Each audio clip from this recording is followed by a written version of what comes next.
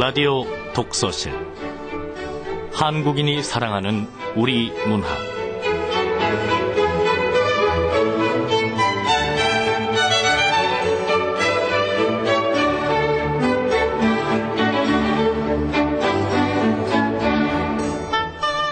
안녕하세요. 아나운서 김경란입니다. 엄마의 런닝구 배한권. 작은 누나가 엄마 보고 엄마 런닝구 다 떨어졌다. 한 개 사라 한다. 엄마는 옷 입으마 안 보인다고 떨어졌는 걸 그대로 입는다. 런닝구 구멍이 콩만하게 뚫려져 있는 줄 알았는데 돼지 비만하게 뚫려져 있다. 아버지는 그걸 보고 런닝구를 쭉쭉 쬐다. 엄마는 와이카노 너무 째마 걸레도 못한다 한다. 엄마는 새 걸로 갈아입고 째진 런닝구를 보시더니 2번 더 입을 수 있을 낀데 한다. 배한권님의 엄마의 런닝구였습니다. 어머니들 중에 이런 분 많으시죠? 자녀들이 입던 속옷이며 체육복 같은 거 다 입으시잖아요. 그렇게 아껴 모은 돈으로 자식들 키우셨겠죠. 자신을 위해서는 동전 한 푼 쓰는 것도 아까워하시는 부모님. 우리도 부모가 되면 그 마음을 알게 될까요?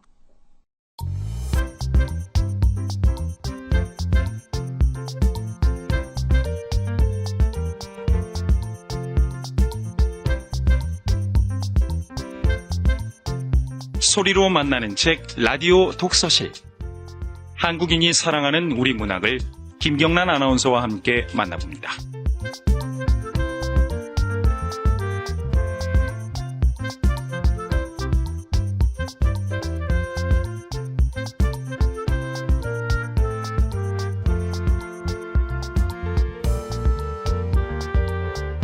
KBS 라디오 독서실 한국인이 사랑하는 우리 문학, 오늘은 안도현 작가의 연어입니다. 안도현 작가는 여러분들이 많이 알고 계시는 시 너에게 묻는다가 이 시의 제목이고요. 그 연탄재 함부로 발로 차지 마라. 너는 누구에게 한 번이라도 뜨거운 사람이었더냐. 바로 이 시를 쓴 시인입니다. 1981년 대구 매일신문 신춘문예의 시 낙동강이, 또 84년에는 동아일보 신춘문예의 서울로 가는 전봉준이 당선돼서 작품활동을 시작했고요. 시집으로 서울로 가는 전봉준, 모닥불, 그대에게 가고 싶다, 또 외롭고 높고 쓸쓸한, 그리운 여우, 바닷가 우체국, 아무것도 아닌 것에 대하여, 그리고 오늘 소개하는 작품처럼 또 어른들을 위한 동화도 많이 발표하셨는데요. 연어, 관계, 사진첩, 짜장면, 증기기관차, 미카 등이 있습니다. KBS 라디오 독서실 한국인이 사랑하는 우리 문학, 안도현 작가의 연어입니다.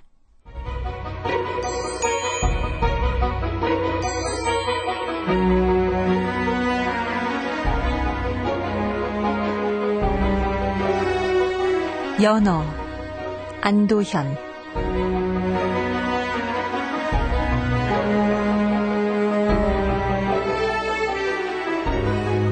아침 햇살을 받은 바다가 오렌지 빛으로 끝없이 펼쳐져 있다. 바다 위 100m 상공에는 물소리 한 마리가 커다란 원을 그리고 있다. 연어떼는 시속 40km쯤 되는 속도로 질서정연하게 이동을 계속하고 있다. 연어떼의 한복판에는 밝은 광채를 내는 이상한 연어가 있다. 그가 처음 보는 이상한 연어였다. 무리들에게 둘러싸인 그 연어는 다른 연어들과는 달리 등 쪽이 온통 은빛으로 번쩍거린다. 물소리의 눈빛은 계속 그 유별난 빛깔의 연어에게 쏠려 있다. 입안에 조금씩 군침이 감도는 것을 숨길 수 없다. 물소리가 양쪽 발끝에 잔뜩 힘을 준다. 그러고는 날쌔게 수면을 낚아챈다. 갑작스런 물소리에 공격을 받은 연어떼는 사방으로 물을 튀기며 흩어진다. 물소리는 공중으로 날아오르며 양쪽 발톱 사이에서 퍼덕거리는 묵직한 생명의 무게를 느낀다. 그는 흡족한 마음으로 자신의 사냥감을 내려다본다. 그러나 그것은 그가 목표로 삼았던 찬란한 은빛의 연어가 아니라 완전한 실패의 무게였다.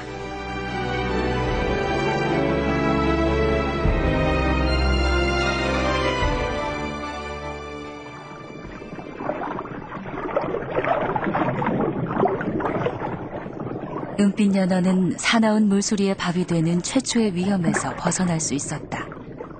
그런데 어찌된 일일까? 용케 살아남았다는 기쁨보다는 살아남았다는 슬픔이 오히려 그를 괴롭혔다. 왜냐하면 물소리에게 잡아먹히고만 그 연어는 강을 떠날 때부터 늘 함께 헤엄을 치던 두세 마리의 새우를 입에 물고 와 은빛 연어에게 말없이 건네주던 잠자리처럼 생긴 맛있는 날벌레를 잡아주기도 하던 부드러운 꼬리 지느러미로 슬슬 배를 쓰다듬어주던 그의 둘도 없는 누나였던 것이다. 누나. 은빛 연어는 혼잣말로 누나를 불러본다. 뾰족하고 날카로운 바위에 긁힌 듯이 가슴이 쓰려온다. 그때 촉촉하게 물기를 머금은 누나 연어의 목소리가 어렴풋이 들려온다. 강에서 바다로 나온 지 1년쯤 되었을 때다.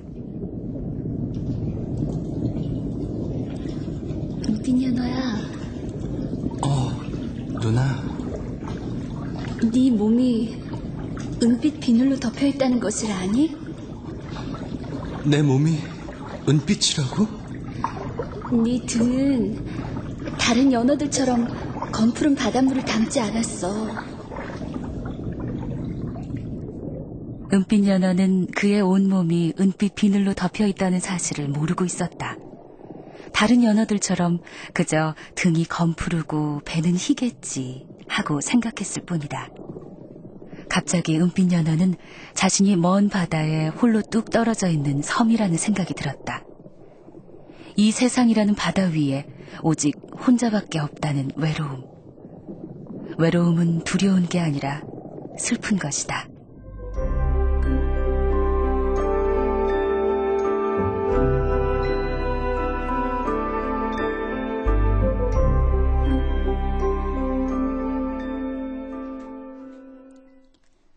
연어떼가 남쪽으로 이동을 시작할 때부터 은빛 연어는 대열의 한복판에서 헤엄을 치게 되었다.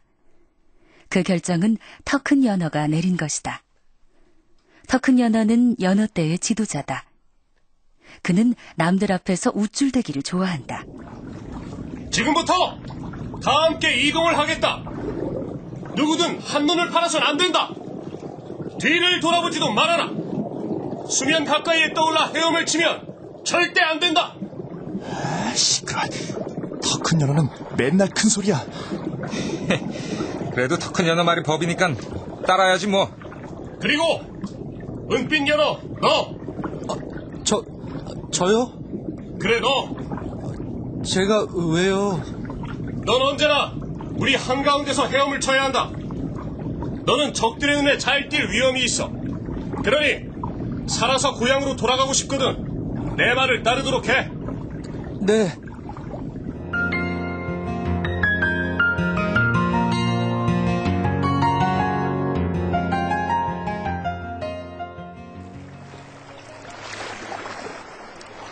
햇볕이 무척 맑은 날이다. 오늘은 바닷속 깊숙한 곳까지 햇볕이 비쳐든다. 바다는 제 가슴에다 푸른 잉크를 알맞게 풀어놓고 그러고 나서 바다는 착한 짐승처럼 순해져서 건드리기만 해도 시원한 울음소리를 낼 것 같다. 연어무리에게도 모처럼 한가한 시간이 주어졌다. 오랜만에 바라본 눈 덮인 대지는 끝없이 눈부신 은빛이다. 연어떼는 지금 눈과 얼음의 땅인 알래스카 부근을 지나가고 있는 것이다. 은빛 연어는 자기 몸의 빛깔과 눈으로 덮인 대지의 빛깔이 하나인 것을 보고는 감격하지 않을 수 없었다. 우와! 온통 은빛이야! 나처럼 은빛이라고! 은빛과 또 하나의 은빛. 자기와 닮은 것을 만나면 누구나 친근감을 가지는 법이다. 이때 은빛 연어의 머리 위로 갑자기 거대한 검은 그림자의 자취가 내리덮치는가 싶더니 어서 피해!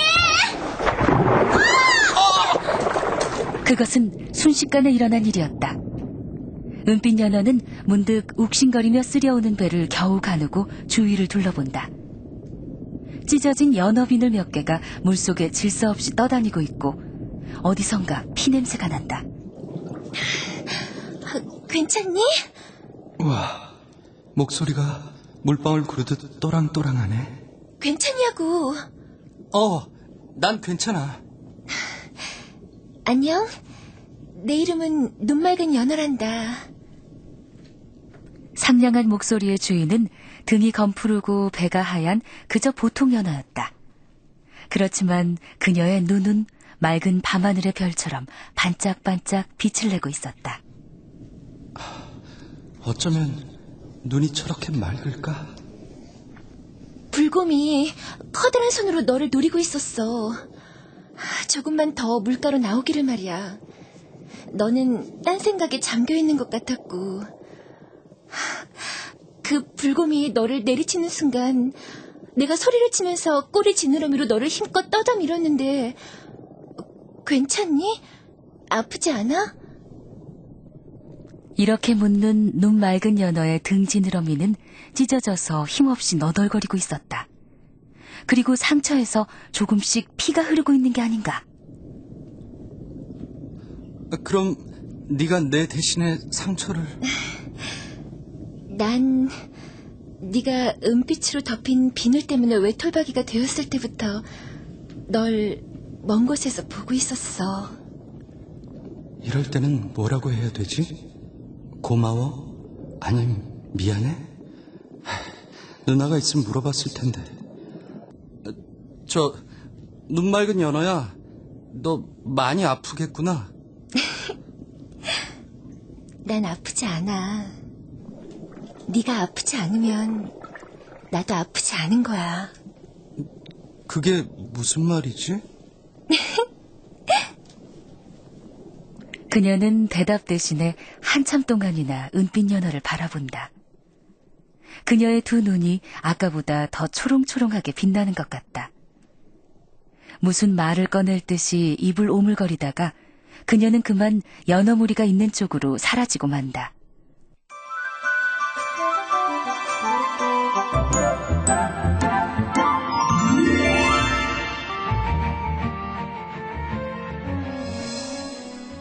시간이 흐르고 있었다. 은빛 연어는 눈 맑은 연어가 보고 싶었다. 상처 입은 몸으로 그녀가 사라진 뒤에는 한 번도 서로 마주칠 기회가 없었다. 베링해를 통과할 무렵에 연어 무리는 자그만치 4,000마리로 불어났던 것이다. 또한 초록강 입구에 도착하기 위해 연어 떼는 아주 빠른 속도로 이동을 해야 했다.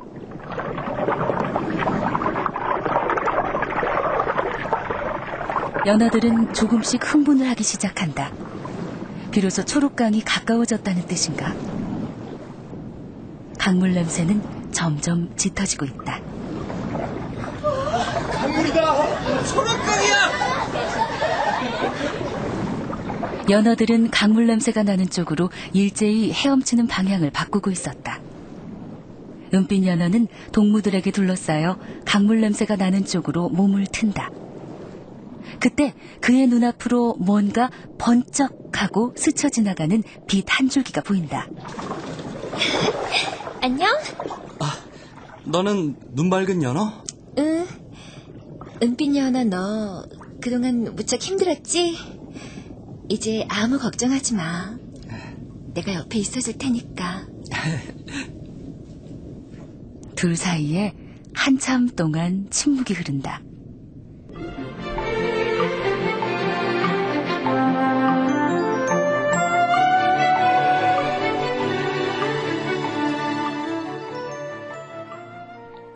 눈 맑은 연어를 다시 만나면서 은빛 연어에게는 큰 변화가 일어났다. 그 하나는 초록강 입구에서 벌어지는 모든 일들이 예산일로 여겨지지 않는 것이다. 작은 돌멩이 하나, 연약한 물풀 한 가닥, 순간순간을 적시고 지나가는 시간들. 전에는 하찮아 보이던 이 모든 것들이 소중한 보물처럼 여겨졌다. 그리고 물속의 소리에 귀를 기울이고 있을 때면 언제나 눈 맑은 연어가 옆에 와 있었다. 세상을 아름답게 볼 줄 아는 눈을 가진 연어만이 사랑에 빠질 수 있는 거야. 맞아. 근데 요즘 내 비늘이 분홍색으로 변하고 있어. 내 몸에는 붉은 반점들이 생겼어. 시간이 지날수록 색깔이 더 짙어져. 왜 우리 몸이 발갛게 물드는 거지? 그건 말이야. 우리들의 몸이 붉게 물드는 것은 어른이 되었다는 뜻이고, 그리고 뭐? 우리는 사랑에 빠진 거야. 사랑에 빠져 결혼을 할 때가 되면 모든 연어들은 몸 빛깔이 붉게 변하거든. 사랑이라고? 그러면 나쁜 병이 아니구나. 은빛 연어는 환하게 웃는다. 그런데 가만히 생각해보니 어른이 된다는 게 두렵기도 하다. 천천히 그녀가 말했다.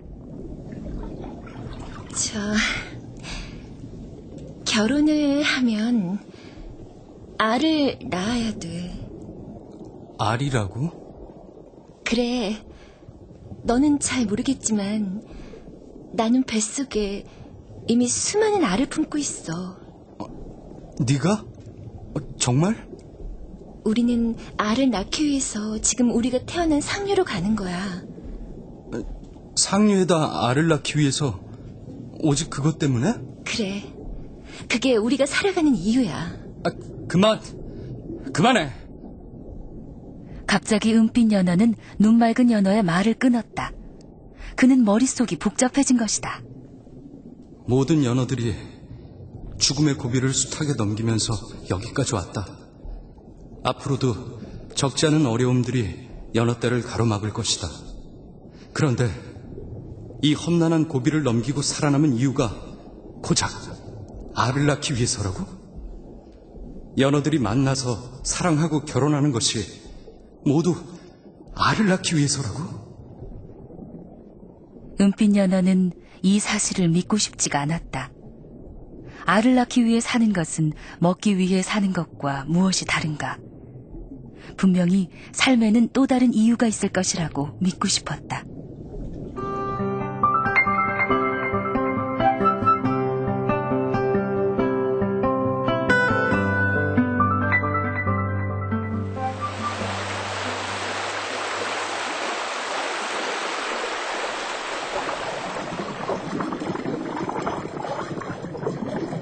어서 오렴. 난 초록강 아저씨야. 안녕하세요, 아저씨. 조금만 더 힘을 내. 이제 머저나 고향에 도착할 거야. 근데 초록강 아저씨, 나뭇잎들은 왜 강 아래로 내려가죠? 그건 거슬러 오를 줄 모르기 때문이지. 거슬러 오른다는 건 뭐죠? 초록강은 물살을 약하게 조절하면서 웃는다. 그때 강은 마치 흐름을 멈춘 것처럼 보인다. 하지만 흐름을 멈춘 강이란 이 세상에 없다. 강물은 쉬지 않고 흐른다. 속이 깊은 강일수록 흐름을 겉으로 드러내지 않을 뿐이다. 거슬러 오른다는 건 뭐냐고요? 너는 네 아버지와 똑같이 말하는구나. 아버지? 아저씨, 제 아버지를 아세요? 알고 말고. 네 아버지도 너처럼 은빛 비늘로 온몸이 빛나는 연어였단다. 그럼 전 은빛 비늘만 아버지를 닮았나요? 겉모습뿐만 아니라 마음도 아버지를 쏙 빼닮은 듯하구나. 네 아버지는 연어무리의 지도자였지. 500마리나 되는 연어들을 이끌고 초록강으로 돌아왔단다. 굉장했지. 그런데 네 아버지는 쉬운 길을 가지 않는 연어였어. 쉬운 길? 쉬운 길이란 어떤 길인데요? 이를테면 인간들이 연어들을 위해 만들어 놓은 물길 같은 거 말이야. 그 길로 가면 힘들이지 않고 상류로 갈 수도 있지.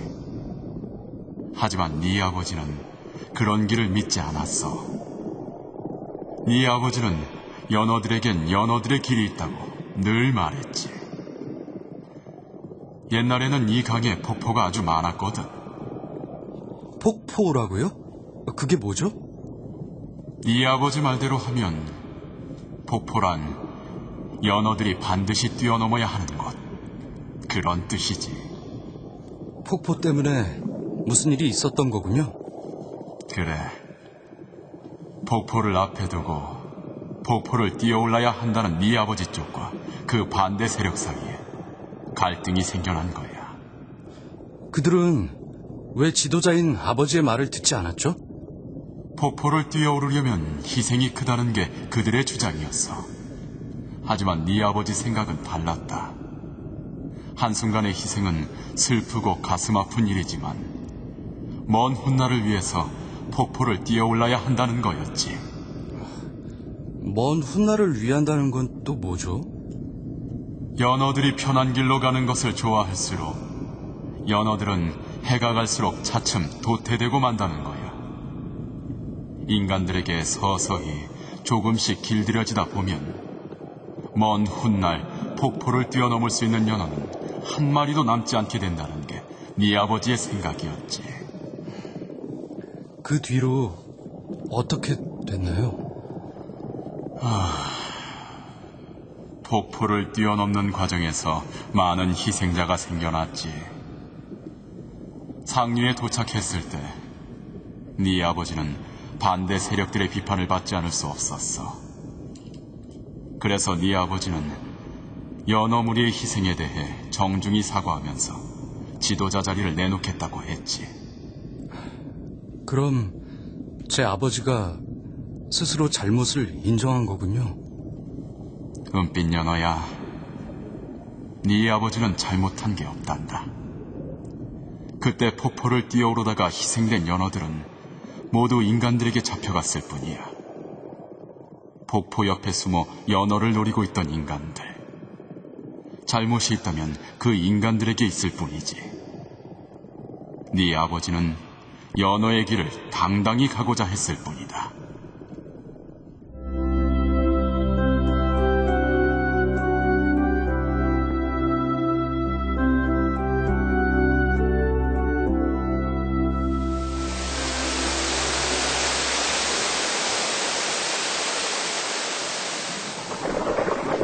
갑자기 물살이 거칠어진다. 몸을 고추 가누지 않으면 물살에 금세 떠밀려 내려갈 것 같다. 은빛 연어는 지느러미를 접고 긴장을 늦추지 않고 있었다. 그때 앞서 헤엄을 치던 누군가가 소리친다. 폭포다! 이 말을 들은 연어들이 일제히 그 자리에서 멈춘다.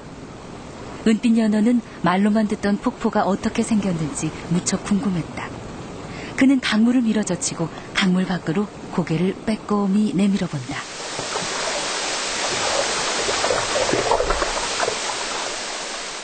은빛 연어의 눈에 거대한 물줄기가 하늘에서 쏟아져 내리는 게 보인다. 초록강에 들어온 이후 처음으로 연어 무리의 전체 회의가 열렸다. 더 큰 연어가 무리의 앞쪽으로 나온다. 연어들의 시선이 일제히 더 큰 연어를 향하고 있다. 그는 굳은 표정으로 말문을 연다.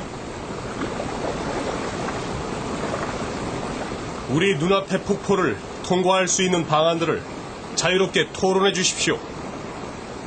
우리를 가로막고 있는 폭포는 폭이 10m, 높이는 3m임을 확인했습니다. 굉장하다. 폭포를 뛰어오르는 방법을 이야기하시오. 예. 폭포 아래로 떨어지는 물의 속력보다 빠른 속력을 낼 수 있어야 합니다.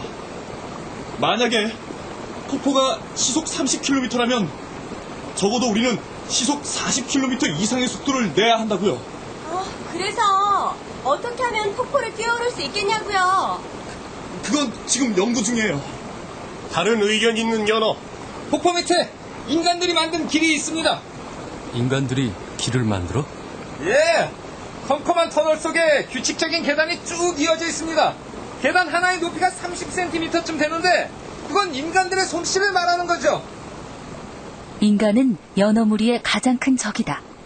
그 인간이 연어들을 위해 길을 만들어 놓았다니? 연어들은 빼빼 마른 연어의 말이 믿어지지가 않았다. 어쩌면 그 터널은 인간들이 우리를 유인하기 위해 만들어 놓은 덫인지도 모릅니다. 맞아요. 죽음으로 가는 길일 거예요. 인간한테 죽음을 당하는 것보다는 여기서 그냥 죽는 편이 나을지도 모르죠. 아니요!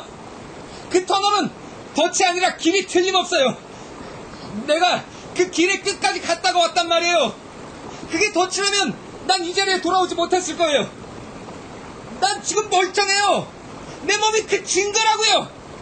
내가 발견한 길은 틀림없이 쉬운 길이에요.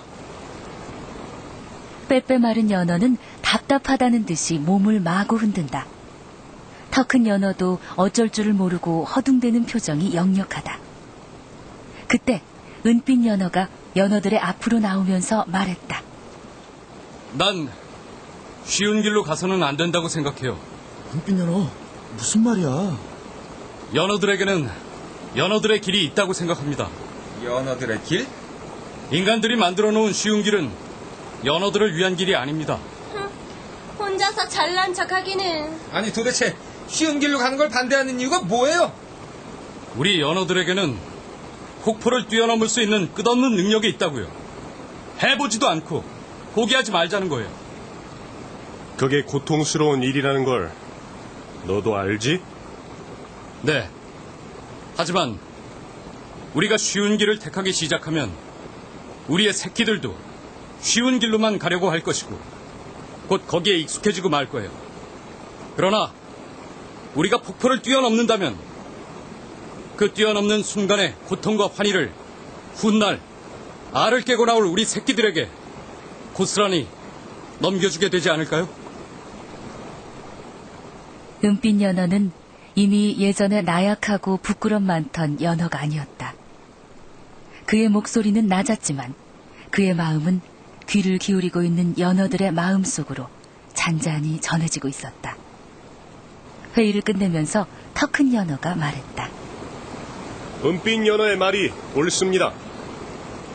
몸이 허약한 연어들을 제외하고는 모두 폭포를 뛰어오르면 좋겠어요. 둥굽은 연어와 알을 많이 품어 몸이 무거운 연어 몇 마리만 쉬운 터널길로 올라가도록 하세요.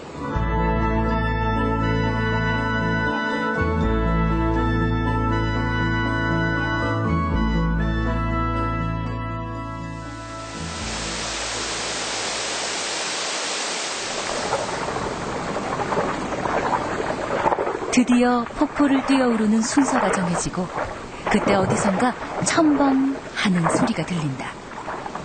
그것은 폭포를 뛰어오르는데 실패한 연어가 내는 소리였다. 실패한 연어는 맨 뒤로 가서 다시 뛰어오를 차례를 기다려야 한다. 3번, 4번이라도 성공할 때까지. 은빛 연어야, 너는 삶의 이유를 찾아냈니? 조금. 삶이란 건... 다음! 은빛 연어와 눈 맑은 연어!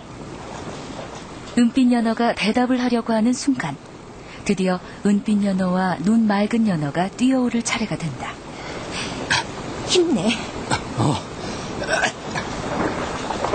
폭포에서 떨어지는 물줄기 때문에 은빛 연어는 눈을 제대로 뜰 수가 없다. 온몸으로 뛰어올라야 한다. 온몸으로. 은빛 연어와 눈 맑은 연어는 그야말로 혼신의 힘을 다해 물을 차고 오른다.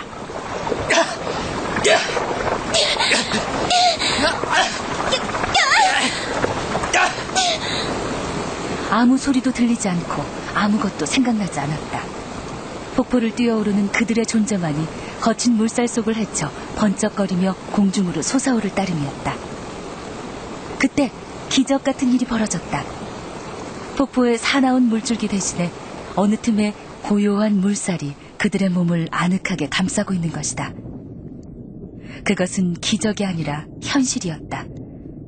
그들은 마침내 폭포를 뛰어오른 것이다.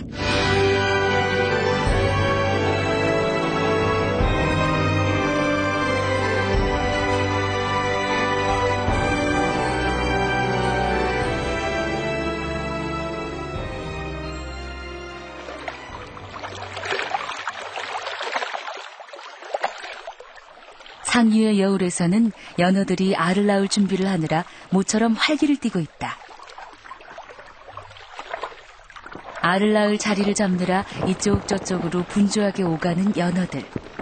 자갈이 깔린 강바닥을 파는 연어들. 그 둘레를 빙빙 돌며 지키고 서 있는 연어들. 물속은 마치 공사장 같다. 알을 낳는다는 것은 사실 일생에 단 한 번뿐인 중요한 공사다. 눈 맑은 연어도 알을 낳을 준비를 하고 있다. 그녀는 여울 바닥을 꼬리 지느러미로 파들어가기 시작한다. 날카로운 돌멩이의 모서리에 지느러미가 찢어지는 줄도 모르고 그녀는 산란터 만들기에 열중하고 있다. 지느러미에 힘이 닿으면 배 지느러미로, 배 지느러미에 힘이 빠지면 주둥이로 땅바닥을 파들어가고 있는 것이다. 눈 맑은 연어야. 내가 좀 도와줄까? 아니야. 너는 가까이 오지 않아도 돼. 도와주고 싶어. 이렇게 말은 했지만 은빛 연어도 온몸이 노곤해지는 건 마찬가지다. 그들은 너무 오랜 시간에 걸쳐 이곳까지 왔던 것이다.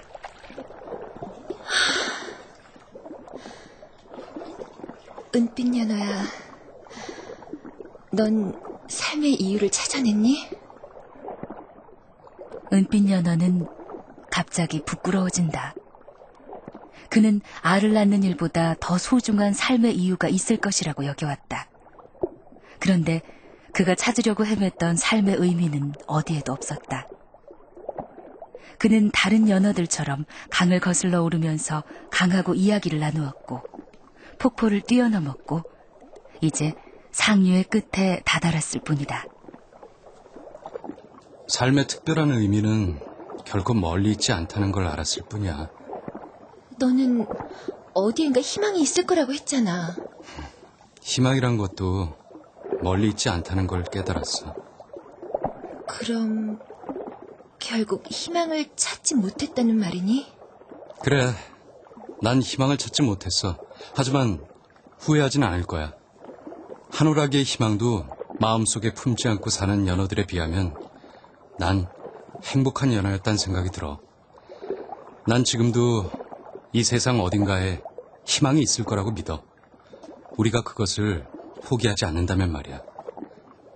나와 같은 생각을 가진 연어들이 많았으면 좋겠어.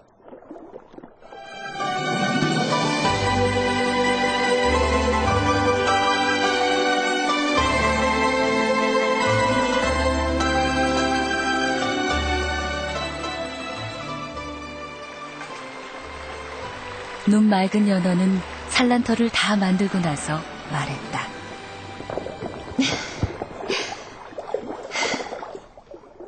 은빛 연어야, 이제 알을 낳을 때가 되었어. 이리 가까이 와.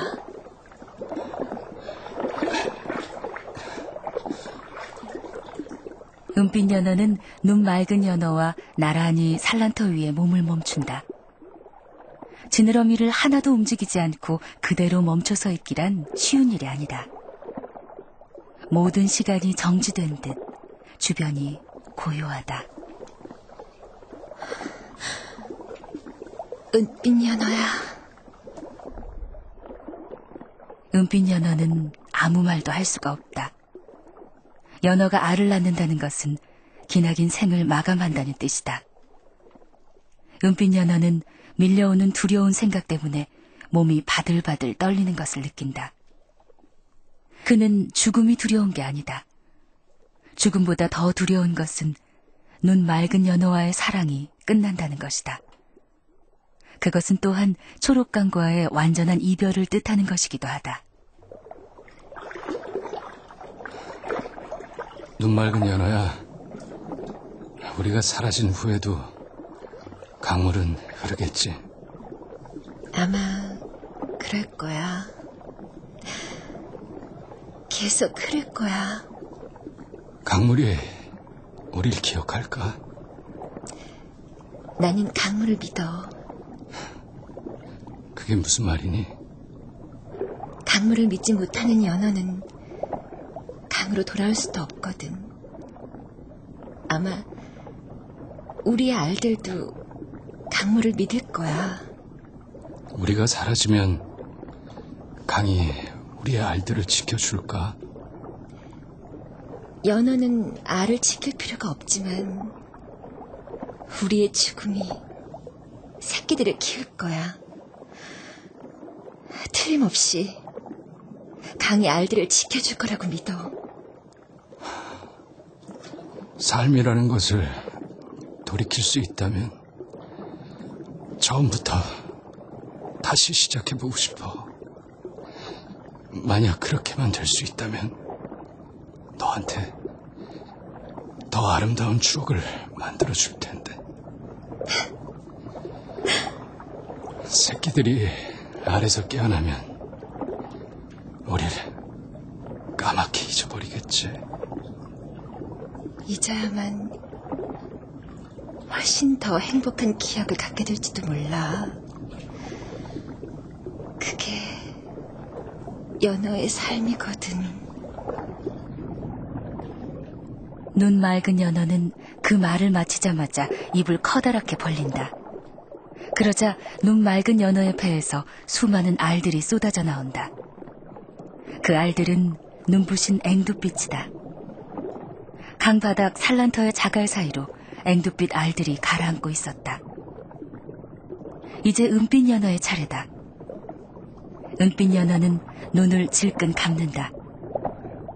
그러자 은빛 연어의 배에서 흘러나온 하얀 액체가 앵두빛 알들을 하나하나 적시기 시작한다.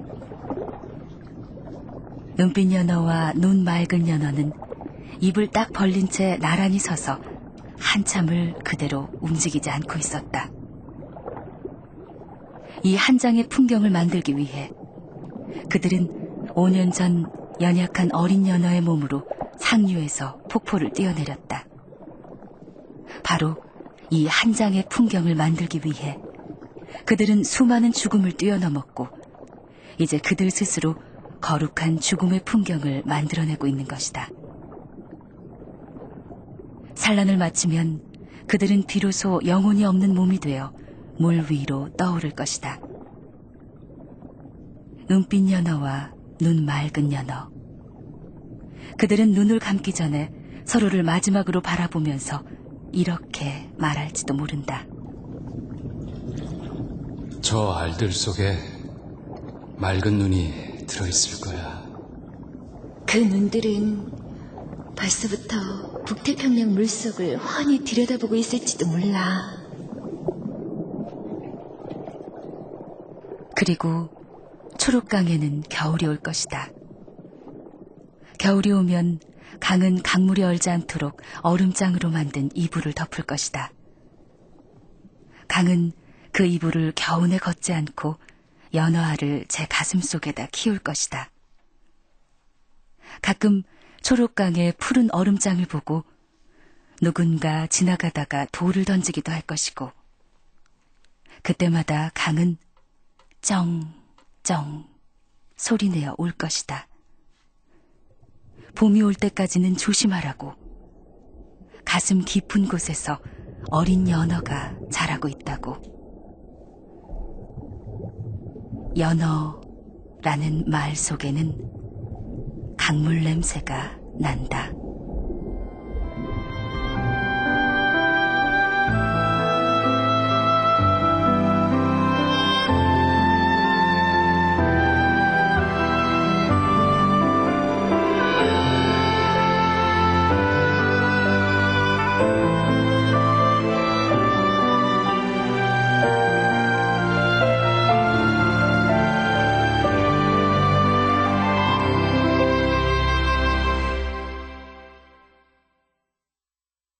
연어라는 말 속에는 강물 냄새가 난다.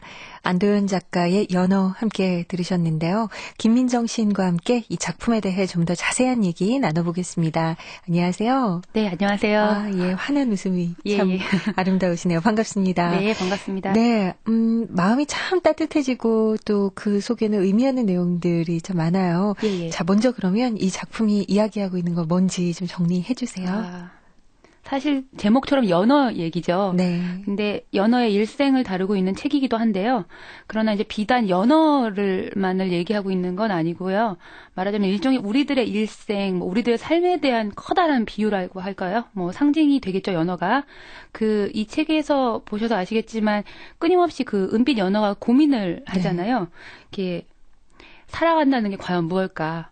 그러니까 어차피 죽을 걸 알면서도 인간들도 살잖아요. 그러니까 그 대답을 할 수 없는, 그 답을 알고 있는 사람이 아무도 없는 이 세상에서 그래도 아름다운 건 왜 사는가라는 질문을 계속 던져봄으로써, 그러니까 예를 들자면 이렇게 보풀을 하나 스웨터에서 계속 뜯잖아요. 그러면 털실 하나가 다시 나오잖아요. 근데 그 중요한 건 털실 하나의 원형을 찾아가는 거잖아요. 말하자면 연어, 사람, 그 하나의 원형적인 거를 찾아가는 이야기인데요. 또 그게 연어만 그치는 것이 아니라 그게 사람이고, 그러니까 우리 삶의 근원을 묻고 있는 아름다운 책이죠. 그래요. 네. 이 안에서 보니까 참 인상적인 게, 쉬운 길을 그 과학자 연어가 발견을 했는데도 폭포를 거슬러 올라가자 뭐 이런 얘기를 하잖아요. 연어 하면 우리가 노래를 통해서도 알 수 있지만 강물을 거슬러 올라가는 그런 성향을 갖고 있는데, 어떻게 보면 이거는 또 우리 인간에게도 좀 적용시켜보면 의미하는 바가 있지 않나라는 생각도 들거든요. 세상은 제 생각에는 뒷북을 치는 사람들이 없으면 이렇게 건강해졌지 못했을 거라는 생각이 들어요.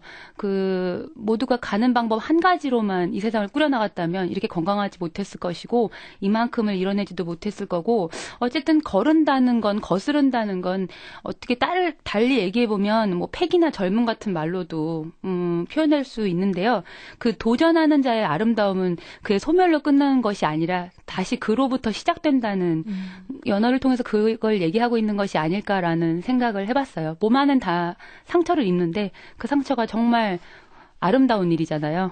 네, 그래요. 저희가 이 내용이 이 안도현 작가의 연어 작품의 내용이 좀 길어서 원작에서 몇 대목은 줄여서 이제 방송을 했는데, 그중에 인간들에 대한 내용도 줄였는데 인간을 두 가지 부류로 나누는 부분이 참 재밌더라고요. 그 강물과 연어의 대화인데 낚싯대 가진 인간과 카메라를 가진 인간. 이걸 어떻게 우리가 해석을 좀 해봐야 될까요? 이게 또 저도 되게 고민을 많이 했어요. 왜냐하면 그냥 일반적으로 보면 너무 쉽게도 해석이 될 수 있는데, 그래서 저는 어떤 생각을 해봤냐면, 낚싯대는 위에서 아래로 들이우는 거잖아요. 그리고 또 여기서 선생님도 쓰셨지만 사진기는 대상을 연어를 해치는 게 아니라 옆에서 바라보는 또 눈이란 얘기도 하셨는데, 그 연어를 완전하게 이해하고 사랑하는 방법에 대해서 처음에 그 옆에서 바라봐야 된다 뭐 이런 얘기 많이 하셨는데, 저는 이 대목을 보면서 틱낙한 스님을 떠올렸어요. 그 어떤 말하자면 친구의 개념이라는 생각을 했거든요. 카메라를. 그러니까 틱낙한 스님한테 어떤 소년이 와서 어떻게 하면 그 절에 있는 종을 잘 칠 수 있느냐라는 물음을 했을 때, 종과 친구가 되면 잘 칠 수 있다라고 하는 얘기가 있었는데, 같은 눈높이에서 같은 방향을 바라본다는 것 자체가, 그래서 친구가 되는 거 그게 어렵잖아요.